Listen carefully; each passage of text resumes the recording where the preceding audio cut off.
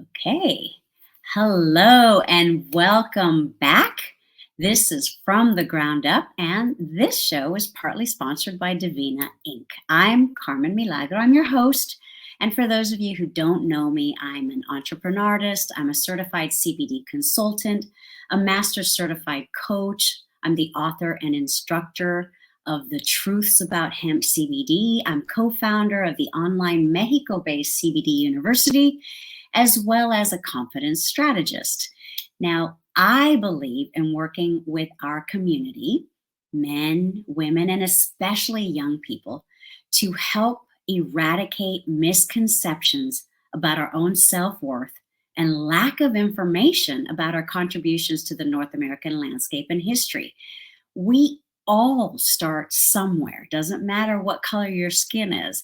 And usually, whatever career, whatever path you're on, most people start from the ground up. So, regardless of where you start, the point is when you do start, how do you do it? How do you navigate changes and challenges and celebrate the wins? So, on this show, we look to a variety of experts first to hear their stories, to gather advice, to learn strategies, and hopefully be inspired by them, but also to just learn how they do it. I'm pretty lucky. I get to talk to some of the world's most successful people in different arenas, whether they're coaches, journalists, musicians, tech gurus, celebrities, investors, artists, or international speakers like today's guest. Our guests come from all walks of life, and we talk about all sorts of things: life, family, hope, career, business, wellness strategies, whatever comes up. So it can go a little juicy and it can get to be fun too. Now, our let me start over here. Today's guest is none other than Oscar Garcia. He is a former introvert. He's turned his business into an international speaker. He is the founder and chief empowerment officer at Aspira Consulting, a Silicon Valley training and consulting firm, providing culturally relevant career and leadership programs. Oscar has trained over 33,000 people, professionals across 13 countries and 5 continents. His training style is that of a practical trainer, where he actively practices what he's training people to do. His clients range from startup incubators to educational institutions and companies like Oracle, Verizon, the NBA, McKesson, Genentech, Wells Fargo, the U.S. Embassy, the University of California, Berkeley, and Stanford University. He's received various prestigious awards recognizing his leadership and community work. And he's also the host of the dynamic and engaging podcast called Career Talk with OG. Welcome, Oscar Garcia. Welcome to From the Ground Up. Well, thank you very much. Buenas tardes. Good afternoon, Carmen, and to everyone. Thank you very much for having me here. And what a beautiful introduction. Thank you. Oh, you're welcome. Thank you. You know, we're sort of that kind of show. We're not super formal. We're going to just chat and dive in, and hopefully what we're doing today is going to inspire. I believe it does inspire and or motivate people to live their best life. What I usually like to do, Oscar, is to just sort of give, our viewers and our listeners a little bit of background. Where are you from, and why do you do what you do? Absolutely. No, I'm happy to. So, all right, you're going to take me way back here. So I was born in Southern California. Both my parents were from Mexico, central part of Mexico, Zacatecas, the state of Zacatecas. A month after I was born, we returned to Zacatecas, lived there until I was 5 years old. And then my parents decided that they wanted to return to California, to the US, to work, save money for about a year, and then return back to Mexico. Well, that never happened. We never did return. And we, shortly after coming back to California, we ended up in the San Francisco Bay Area, which is my home, Silicon Valley. And so I've grown up in the Bay Area, my whole education, elementary, middle school, high school. And for college, I didn't go that far. I went to the University of California at Berkeley. Um, from a career professional standpoint, I've worked in various industries, worked in the tech industry for 5 different startups for about 12 years, in different sales roles and so forth. Mhm. Co-founded a nonprofit with family and friends.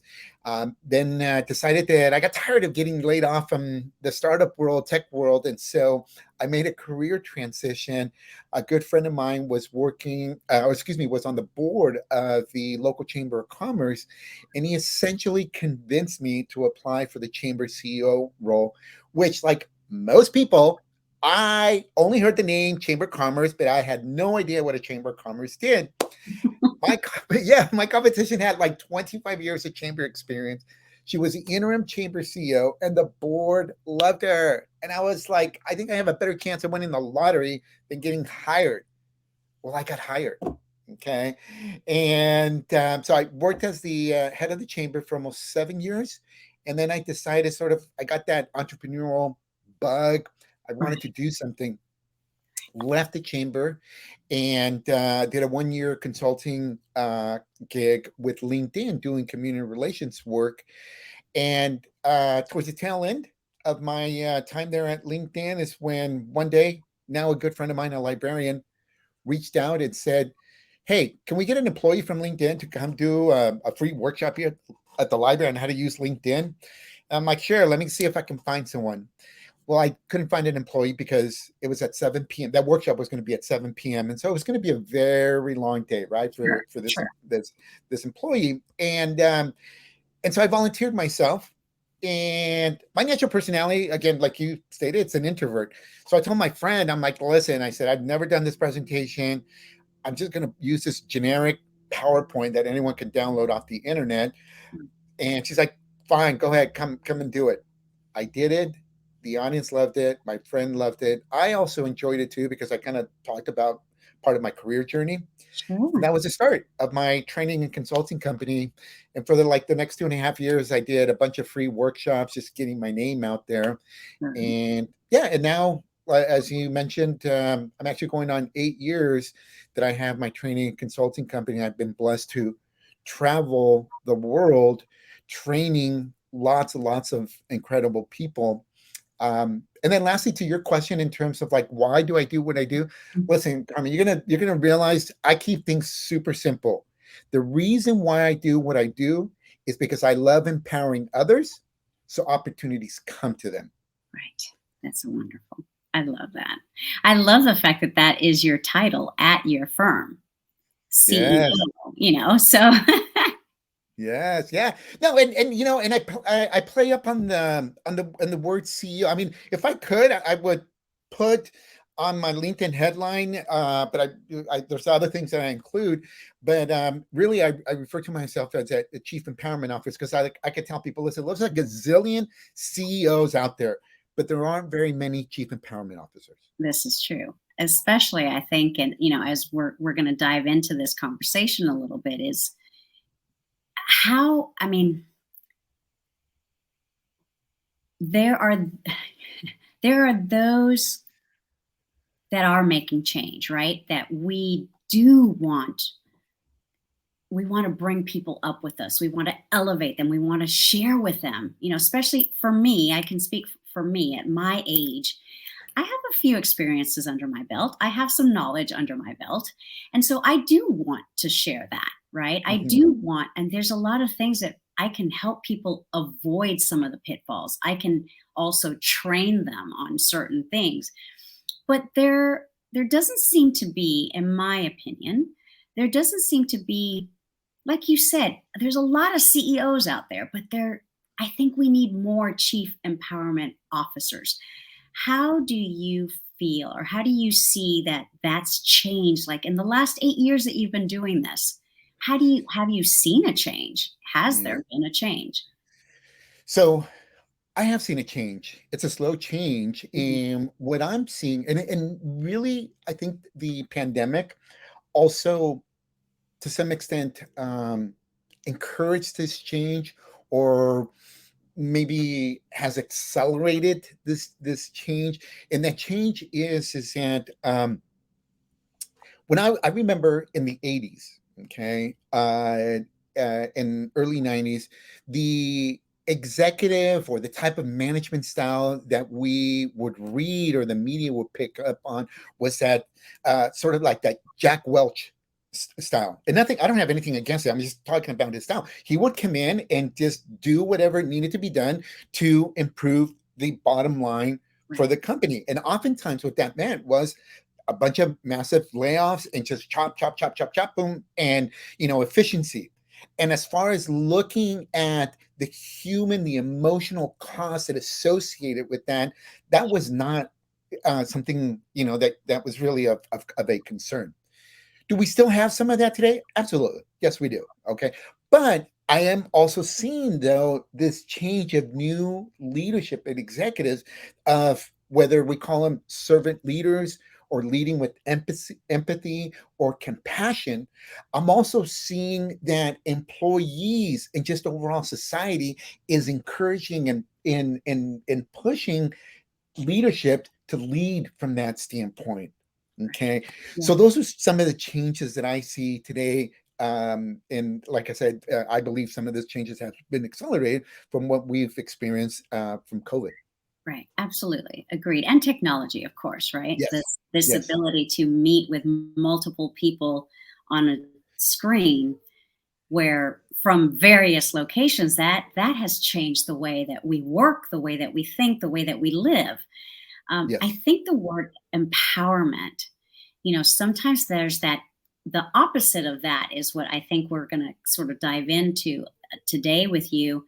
And the reason I reached out to you on LinkedIn, this is our first, well, not in person, but on screen, I guess, on screen meeting. And I can't wait to meet you in person. But the topic on your LinkedIn post was about, it sort of touched on this whole idea of imposter syndrome. So I really wanted to sort of go a little bit deeper with you, in the sense of there's empowerment, but then I feel like the antithesis, and not an external, but an internal thing, is this concept, this idea of imposter syndrome.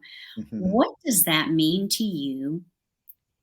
Let's start there. What does that mean to you? Because I think for me, it was a brand new term that I had never heard of before. So I was confused at first. Sure. So to me, imposter syndrome, what it means is a feeling that what we have accomplished or the role that we are in, as much as we um, have earned it through our own merit, right, own experience, that there's still this internal feeling within us that we feel like we are not qualified, that that there are people that are better than us, or sometimes when we add also the layer of being a minority professional, sometimes there's guilt associated with achieving this level of success. So those are some of the things that to me imposter syndrome means. Right. And how do we, like, for someone watching and someone listening right now that says, oh, wait, that's me, that is how I feel. How, in your experience and your approach, because everyone has different solutions, right? There's Yes. one problem and we all can come at it from different angles, which is wonderful. But in your experience and your approach, how do you combat that? How do you get rid of imposter syndrome if you are experiencing it and feeling it? Right. So, and I actually do a workshop on this, and there's so much more to go Of into than what we course. can in this conversation. And also, there's each person is different, their experiences. But first of all, one of the things that I believe in is that we actually never will overcome imposter syndrome. I think it's not about overcoming imposter syndrome, but it's more about managing how we feel when we are in a situation again like this. It's like, for example, the flu. It's not we're never gonna like cure the flu. It's just like how when you catch the flu, what do you do to recover quickly? And why do I tell you this? Because I'll tell you, from me today as an entrepreneur, like last year in 2022, I had the opportunity twice to travel to Central Asia and do a series of keynotes, workshops, etc., to college students, to professionals, government officials. And as many times as I've done a talk, I felt nervous. I felt out of place. I was in a completely different country, one where I needed to have a translator translate my talk. There were times when I just felt like, wow, like, do I really deserve to be here? Is it really at this international stage? But again, like I said, I stopped trying to not feel it's imposter syndrome, but rather overcome it much quickly. Okay. Number two, I also believe that some of us carry some cultural baggage with us. And just like traveling, to stay on that theme, okay, of traveling, sometimes we have excessive luggage. Okay. I've been guilty of overpacking. And sometimes in our personal lives, we carry so much cultural baggage. Cultural baggage could be um, you know, like, for again, going back to Latino culture, you know, be humble, don't brag, let your work speak for itself, et cetera, and so forth. There's, generational things as well. Like, for example, one of the things that I noticed with Latino professionals that are 40 and older, we're not used to technology. And so how do we get our message? The traditional way, panel, in-person events. But they're not doing what you're doing, Carmen, to use StreamYard and technology to get the word out there. Because, oh my gosh, I'm not a tech person. Really? You're not a tech person? Let me just show you this grandmother in Mexico, okay, who's not a tech person, but somehow has like quadrillion, billions of views, more than Gordon Ramsay. Right? I know exactly who you're talking exactly. about. I know you know exactly. Her. Yes. Right? I love her. Yes. And so that's the other piece of it too, letting go of some of this cultural baggage, because some of us, we've carried so much baggage that no wonder now we're like the Latino version of the Humpback of Notre Dame. Oh, you've got to expound on that comment. Well, here's the other thing too with this culture. In Latino culture, we are taught to endure, to put up with things, especially women. Okay. And what happens is, don't complain, be grateful for what you have. All those things by themselves are good values. I'm not saying they're not, but as anything carried to one extreme or the other, it's not good. Mm. And what happens is we're taught oftentimes, and we carry it to an extreme, and then don't know how to navigate the business world, the corporate world, to realize, like, hey, it's sometimes I need to let the damn world know que soy chingón, period. And it's not bragging. Right. Those are some of the things that I'm talking about. I get it. And I think, I think we could take this show on the road, because I'm not disagreeing with you, but there are some moments where I was like, okay, I hadn't thought of what you said, partly because I haven't experienced it. So of course, like we said earlier, right? Everyone's different. I feel like we should do we should take this show on the road, the opposite, right? The opposite approach. But having said that, I do a lot of work with young people. I really enjoy working with young people. Part of it is because I do feel that there are solutions to that imposter syndrome. Now, going and working with young people, I think for me, that's where I reside, because it is much easier when you haven't had 50 years of that feeling of not being worthy. You can really help get rid of that, give the tools, share the tools that we've learned along the way with young people, and they have a better chance to not become that. Yeah, Having said that, of course, I do love working also with Latinas, Latinos in the startup realm because, again, when you have experience in something and you've gone through and you want to share that information, it only works when they're being receptive to it, right? of course. Yes. I personally, I don't believe in imposter syndrome. And the reason I say that is because there are people, there are tools that can help dispel that. Someone, this is my opinion, someone along the way, somewhere came up with this term imposter syndrome. Yes. Yes, of course. So, We love right, labels. right, Yes. exactly. So, if you don't buy into it, then it, in my opinion and my experience, it cannot have power over you. It's just a term. So if we eliminate that and just forget it and work on ourselves and work on this confidence strategies and work on building up this sense of like, I don't apologize for my knowledge and I don't apologize for my drive or my tools that I use, I don't apologize. Like stop apologizing. That's the mindset, right? Right. So I think there's that combination of I love what you said because it acknowledges this is real and it Mhm. is how people feel. Not Yes. everyone, but those that do feel that way, well, there's hope for them too. Right. There's it's not just you and I trying to combat this. It's there are a lot of people that are trying to help others, and elevate them in the way that they live their lives and build their careers and build their wealth or their legacy. So Yes. I Yes. really appreciate, listening to your perspective because it does ring true. Absolutely. Mhm. Yes. No. And you said something too earlier about helping people, when they're ready, and it reminds me of the phrase that when the student is ready, the teacher appears.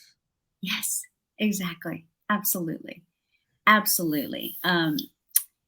How how do you navigate, like, we know you're out there, you're putting yourself out there, whether it's here on video or in person or traveling, and sort of kind of jumping off the imposter syndrome topic, but there's also the external factors, right? There's always naysayers about what we are doing or why we're doing it or all of that.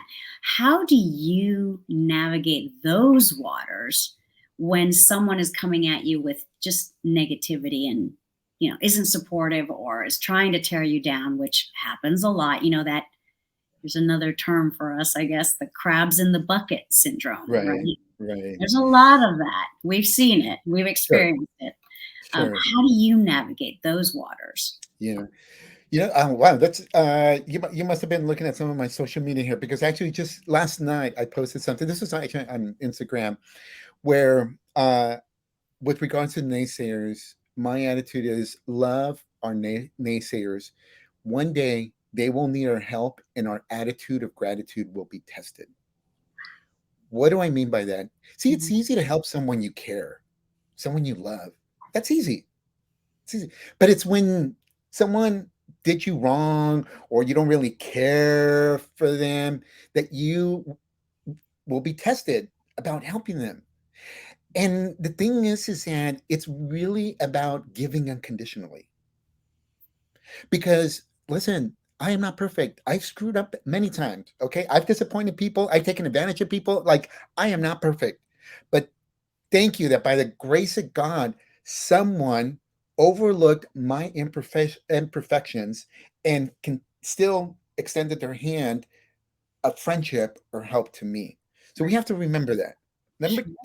the other thing is that for me, what uh, is a guiding point is knowing what my core values are, and they serve as my true north compass. For me, I boil it down to three core values that are very important. Number one, I love helping other people dream bigger. Number two, I love inspiring people. And number three, I love helping people. That's it. 3. That's the reason why, Carmen, you and I are on here. Because Right. if I didn't give a damn about inspiring other people, I guarantee you I would have said no to this. Sure. Of Okay. course. Yep. And so when we identify what our core values are, like I said, they form that true north compass. They give us a sense of direction. Without our core values, we're like a cat without a tail, all over the place. No, it's yeah, we have so many similarities. That's one of the things, one of the workshops that I do is if you don't know who you are and why you're doing what you're doing, then how are you going to accomplish what you set out to, what you say you want to accomplish? Right. Right. And it's just one of those things like, how do you do your 5-second commercial about you? You have to know who you are in order to Right. do that. And so, we go into that process. It's pretty, pretty thought provoking, I think. And a lot of Yes. people don't do that work at the beginning. Yes. So when Yes. they get lost and they're trying to navigate some crazy waters because they don't have their rudder, Right. they feel lost or they feel they're not empowered anymore. Yes. So who are you, I think, is the core. Like you said, your core values of who you are is what's going to help you do whatever it is that you're trying to do. Right. So I Right. love Absolutely. Yes. Oh, yes. It's so true. You see, so many people want to be taught how to use the tools, but very few people actually have understand their purpose for why they want to use those tools. right, right. I mean, I can tell you, my passion is music, but my purpose is helping others. I'm an Yeah. entrepreneur for that Yeah. reason. Yeah. Which, by the way, I did see a video of you singing. Okay, on Oh, YouTube. Yeah, you have a beautiful voice. oh, thank you, Oscar. Thank you. I appreciate that. Um, let's for those people that haven't talked to you, they haven't gone to one of your workshops, they haven't seen you online or Instagram. What's the thing that sets you apart in the realm, in the world that you're working in? What sets you apart from other, speakers, other trainers, other, workshops? What's the secret sauce for Oscar Garcia? The secrets, the secrets are on. Right. Yeah. So I pride myself in practicing what I train other people Mhm. to do. I made up this word. Prac trainer doesn't exist in the English language. Okay, I made it up. Entrepreneur artist doesn't either, but my son used it Yes, up and I exactly. took it over. So See, and what I mean by practicing what I train other people to do in a prac trainer is, see, a mentor is someone that guides us in whatever it is that we, the area that we have of interest. And the mentor, he or she, maybe could still be in the industry, or usually it's someone that's no longer in the industry, but obviously they have still that knowledge, right? A coach is someone that trains you what to do. To use sports as an analogy, especially right now, basketball season, right. you you never see a coach during the game on the court shooting the ball. The coach is always on the sideline guiding the team, et cetera, and so forth. But imagine if LeBron James or Steph Curry, who are amazing players, Mhm. and imagine if they had the time and the willingness to also train us. Listen, I don't know about you, but I would sign up in a heartbeat with them because they're actively playing the game and they're willing to train me. Right. And to me, I think that's the pinnacle of who someone, as a trainer. And so so I look at a lot of coaches out there, or just a lot of mentors that people give advice, great advice. But then I go look on social media or wherever it is they have an online presence. I'm like, you're telling me to be vulnerable, and yet I've had conversations with you because you reached out to me. I'm not going to name these people, but you reached out to me, and it's like you're telling me how scared you are about putting yourself out there. Yeah, you're coaching people to put themselves out there. You sound like my dad who told me to not drink, yet he was an alcoholic. Seriously? That's a great analogy. I don't mean to laugh, but No, no, I don't care. I Laugh because get, hey, it's I get the true. point. I get the point that you are making. It's yeah, it's that old adage, right? Do as I say, don't do what I do. But we all do what's being Of taught to course. us in front of us, for the Yes. most part, right? I Yes. mean, hopefully not everything, Yes. but for the most part, people don't listen to what they're being told. They're going to emulate the actions, Right. Right. right? Right. So that Right. that I get it. That makes a lot of sense to me. If one of the things that I remember, I think it was on your LinkedIn page. Well, it's got, or maybe it was in an email that we had, but you talk about generational, or well, we talk about generational gaps, but you were talking about how older Latinos, the OGs, right, are The OGs, the failing, Oscar Garcia. right? No. Right? The OGs The are OG. failing, are they're not engaging with our young people. And what's the ramification of that? Like, what do you see as the result of that lack of engagement? Yeah. What is that creating for the future?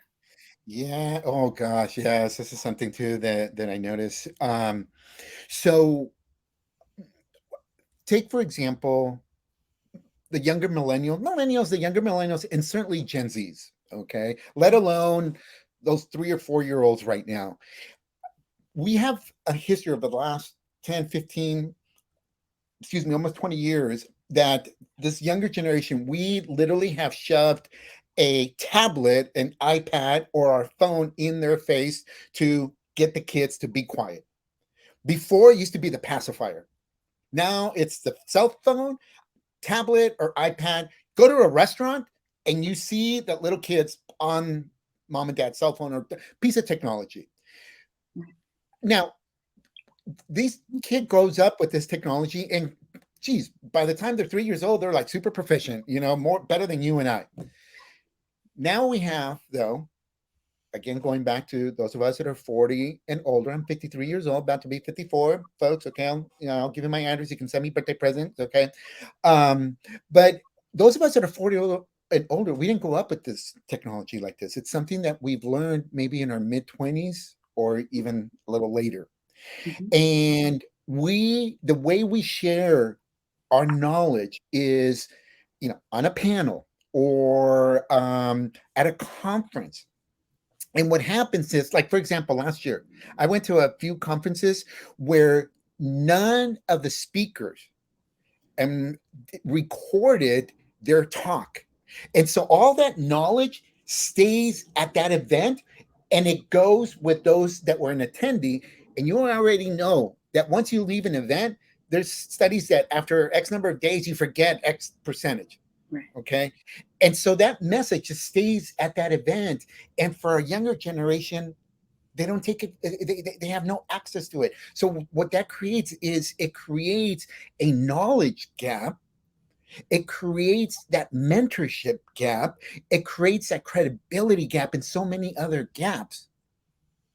And yeah, that's why, again, I love what you do and what you're doing because you continue to take advantage of the technology to take this message that you have to help multiple generations. In fact, what you're doing, you are leaving a legacy, my friend, because heaven forbid, tomorrow something happens, your content on YouTube will stay forever until one day YouTube decides to, if they ever decide to close it down. But imagine, you know how today we go and find old pictures of like our great, great, great grandparents or an Yeah. article, Yeah. from, newspaper. And we're like, oh my gosh, the same thing will happen for those of us that are using technology, that one day my great, great, great, great, great grandkids are going to come across some podcast, video, audio recording or video and going to be like, who's this guy? What? This is my great, great, great grandfather. And he was like, this is what he was saying. And you know what? I'm going to influence generations to come. I'm not here to influence my kids because my damn kids don't listen to me. Okay. I'm here to influence generations to come. Right. It's like the digital breadcrumbs that we're leaving behind, Yes. And right? I And will tell little yes. snippets. And I will tell you from a business standpoint, I am happy because I have very little competition, if no competition. That's from a business standpoint. But I don't look at it like that. I want, those of us, especially Latinos that are foreign, like quit using the tech excuse. I love it. You're empowering me right now to feel more tech savvy. We got to take this show on the road, Oscar. We got to take this show on the road. I Let's do it. I it. can see it, right? I can see like two sides of every topic, and I'm not kidding now. This is my Hey, brain is on Carmen, fire. you know what you're reminding me right now? The way you said two sides, you're reminding me of that Spanish TV show El Gordo y la Flaca.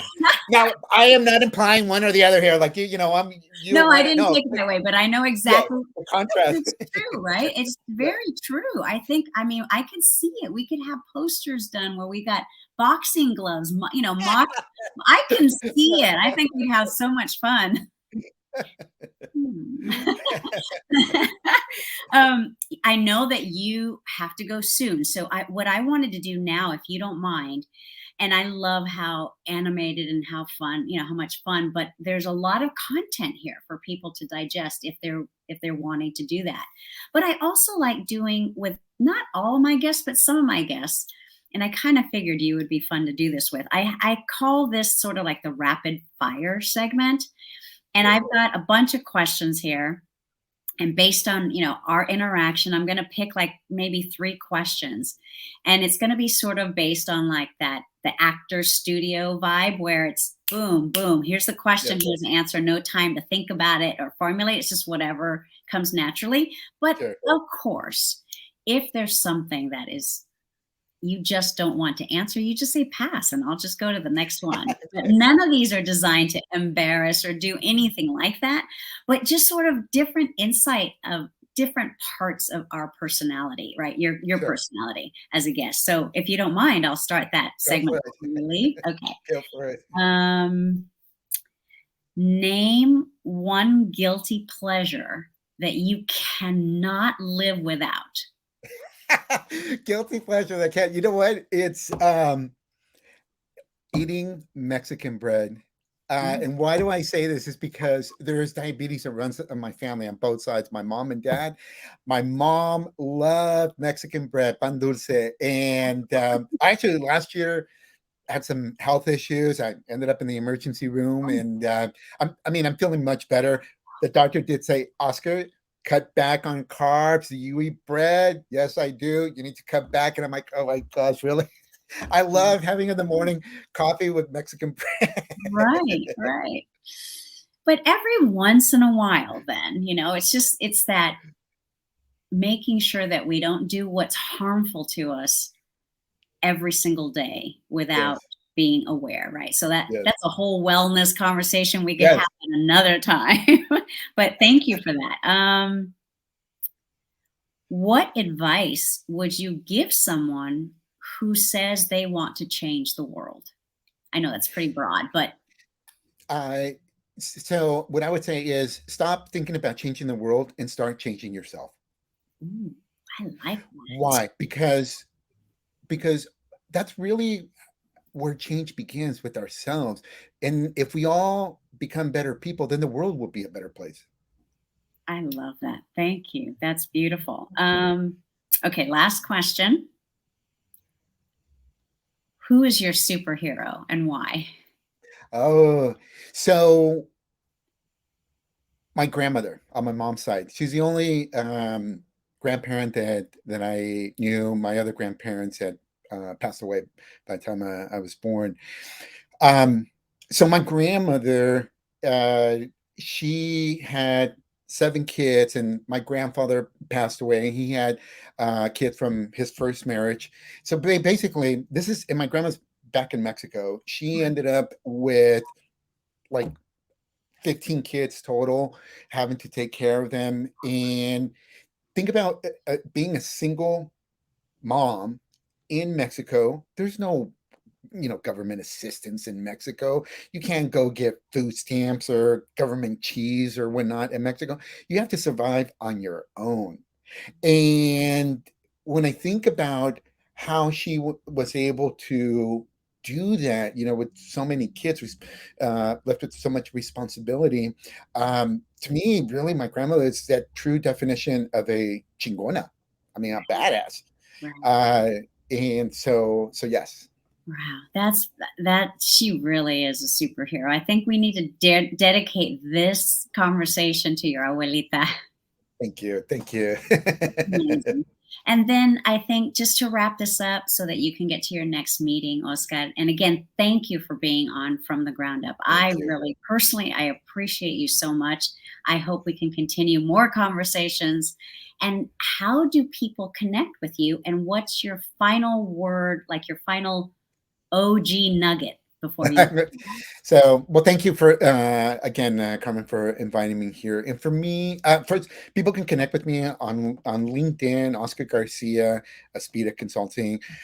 They can also find us. Our website is aspiraconsulting.com. For those of you that speak English, you can pronounce it as aspiraconsulting.com. Okay, you'll find it. And my parting words to folks is, don't aim to impress others. Inspire them through your imperfections. Oh my gosh, we could have conversations for hours. Oscar, thank you for those final words. Thank you for being here today. I Thank really you. appreciate you. Thank you, Carmen. Thank you. I'll Thank talk you. to you soon. Okay. Okay. Bye bye. Bye, adios.